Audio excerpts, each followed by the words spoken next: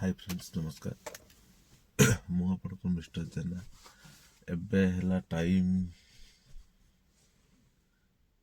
7:51 माने 8टा वीडियो आज एत स्टार्ट करे माने हो मु सकाळे काली 2 दिन ला वीडियो भी पकेइनी माने 2 दिन टे बहुत व्यस्त थिली आउ आज सकाळे टिके जाइतिले कार सर्विसिंग करिया पई और कार सर्विसिंग करके आसिली एबे जस्ट आसिक पहुँचली पूरा टायर्ड होती आसिक शुई पड़ी एबे जस्ट उठिक आसिली उठिक आसिक जीवा मार्केट आड़े से भाविली टे गोटे ब्लॉग बनईदे वीडियो गोटे बनवा आउ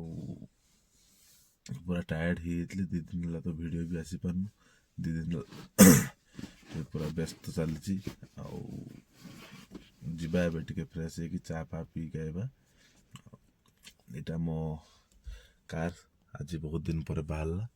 सर्विसिंग आसी जीवा टिके बुलाबुली कर गोटे प्रोब्लेम हो माने गाड़ीटा जो सर्विसिंग आसला तार बालांसिंग अलाइनमेंट कामटा हो बालांसिंग टा टिके माने बालांसिंग नु अलाइनमेंट जो गाड़ी चक्कर टिके माने राइट को टिके टाणुचु चक्करटा से फोन मारी सी कले ठीक अच्छे काली के नहीं आसो थे करदे आ ठीक अच्छे काली जा कम अच्छे बालेश्वर बस कमटा करके आसबे जीवा टिके चा पीके आसवा जीवा चा पीवा चा पीला बेले कथा एटा हूँ गाड़ी इंटेरियर एटा मो डिजायर चलो जीवा टिके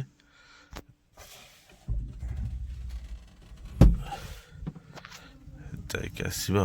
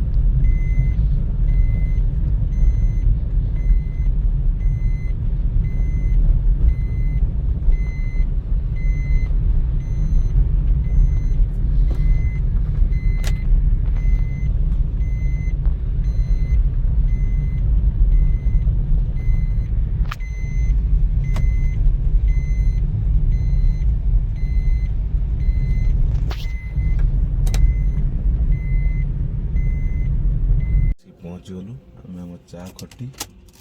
जीवा टिके चा पीवा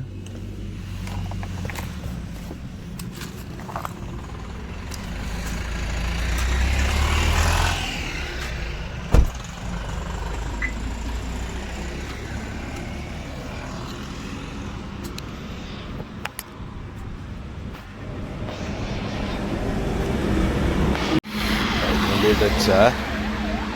गरम गरम चा पूरा पीवा शीत पूरा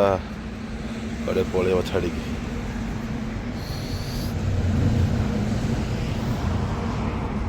चा मुझे चा पीवा चाटा पूरा मस्त जो देखुं यहाँ आमर हूँ चेन्नई टू कोलकाता नेशनल हाईवेटा आउ एपटे जो भी गाड़ी आसो चा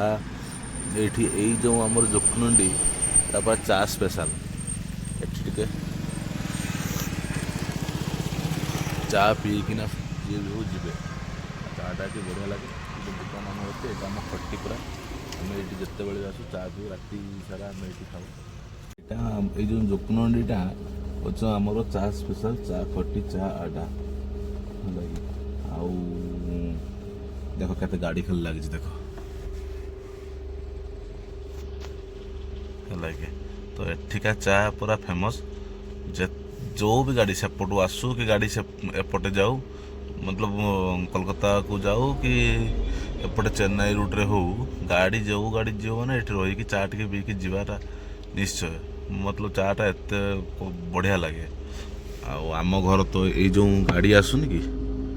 जो सामनारू गाड़ी आसुचे से रास्तार आम घर आमर डेली एठी